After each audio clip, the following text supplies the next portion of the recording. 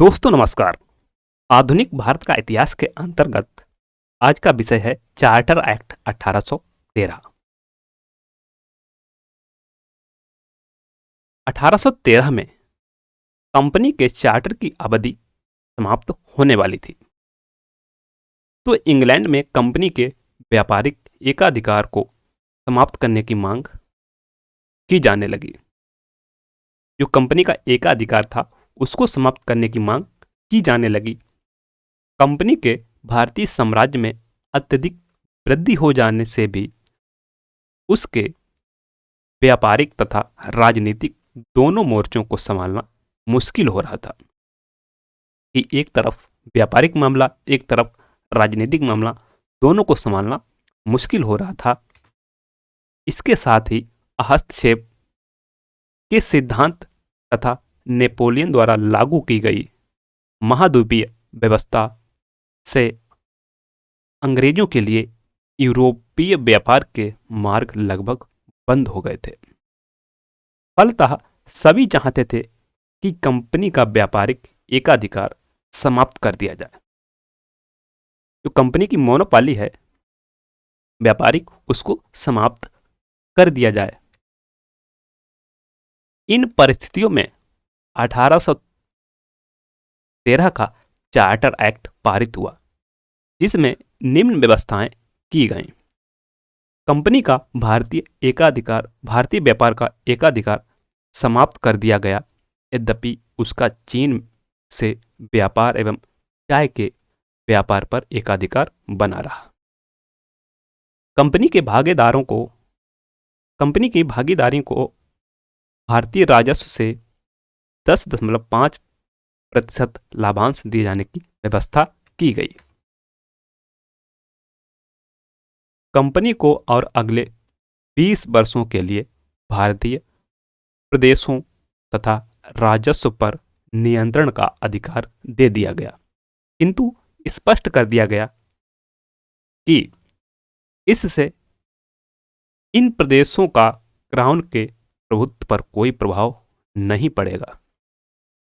उल्लेखनीय है कि भारत में अंग्रेजी राज्य की संवैधानिक स्थिति को पहली बार स्पष्ट किया गया था। सभी अंग्रेज व्यापारियों को भारत से व्यापार करने की छूट दे दी गई। नियंत्रण बोर्ड ऑफ कंट्रोल की शक्ति को परिभाषित किया गया तथा उसका विस्तार भी कर दिया गया।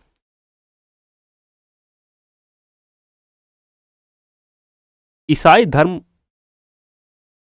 प्रचारकों को आज्ञा प्राप्त करके भारत में धर्म प्रचार के लिए आने की सुविधा प्राप्त हो गई।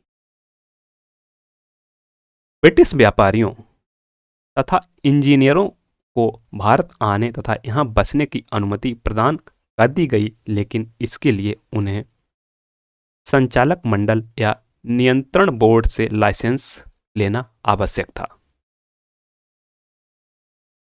कंपनी की आय से भारतीयों की शिक्षा के लिए प्रतिवर्ष 1 लाख रुपए व्यय करने की व्यवस्था की गई। चार्टर एक्ट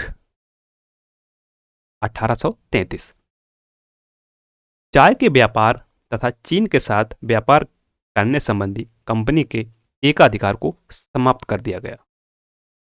1833 के चार्टर एक्ट के द्वारा भारतीय प्रदेशों तथा राजस्व पर कंपनी के अधिकारों को 20 वर्ष के लिए और बढ़ा दिया गया, किंतु यह निश्चित किया गया कि भारतीय प्रदेशों का प्रशासन अब ब्रिटिश सम्राट के नाम से किया जाएगा।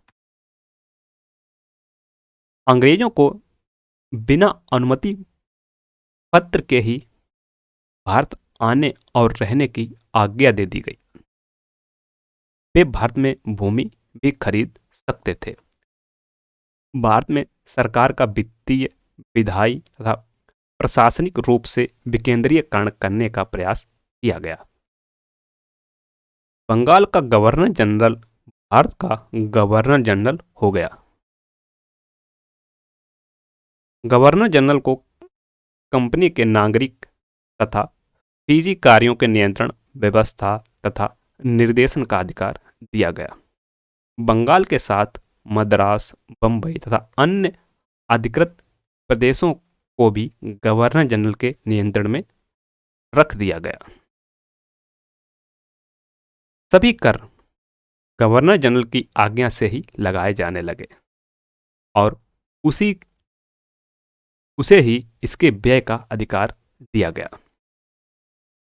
सब परिषद गवर्नर जनरल को ही भारत के लिए कानून बनाने का अधिकार दिया और मद्रास और बंबई की कानून बनाने की शक्ति समाप्त कर दी गई। गवर्नर जनरल की परिषद में एक चौथा सदस्य विधि विशेषज्ञ के रूप में बढ़ा दिया गया। मैकाले पहला विधि विशेषज्ञ था। भारतीय कानून में संचालित संहिताबद्ध तथा सुधारने की भावना से एक विधि आयोग की नियुक्ति की गई।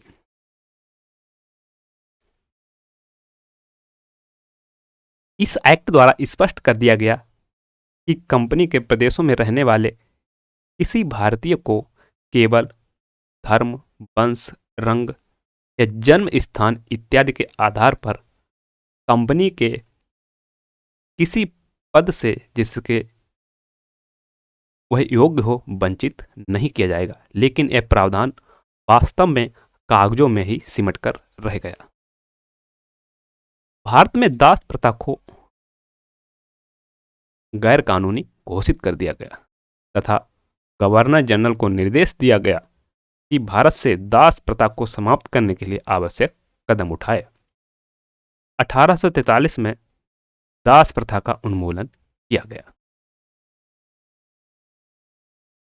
चार्टर एक्ट 1853 कंपनी को भारतीय प्रदेशों को जब तक संसद न चाहे तब तक के लिए अपने अधीन रखने की अनुमति दे दी गई। डायरेक्टरों की संख्या 24 से घटाकर 18 कर दी गई और उनमें से 6 सम्राट द्वारा मनोनीत किए जाने लगे। नियुक्तियों के मामले में डायरेक्टरों का संरक्षण समाप्त कर दिया गया। विधि सदस्य को गवर्नर जनरल की परिषद का पूर्ण सदस्य बना दिया गया। गवर्नर जनरल की परिषद में कानून निर्माण की सहायता देने के लिए 6 नए सदस्यों की नियुक्ति की गई, परंतु कार्यकारी परिषद को विधान परिषद के विधेयक को वीटो करने का अधिकार था। बंगाल के लिए पृथक लेफ्टिनेंट गवर्नर की नियुक्ति की गई। Thanks for watching. We will continue in next video.